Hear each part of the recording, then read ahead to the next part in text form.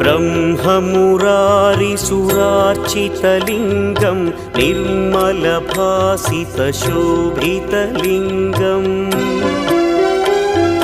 जन्मजदुःखविनाशकलिङ्गं तत्प्रणमामि सदा शिवलिङ्गम्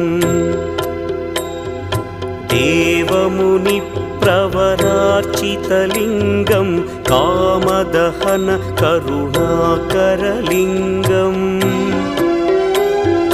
रावणदर्पविनाशकलिङ्गं तत्प्रणमामि सदा शिवलिङ्गम्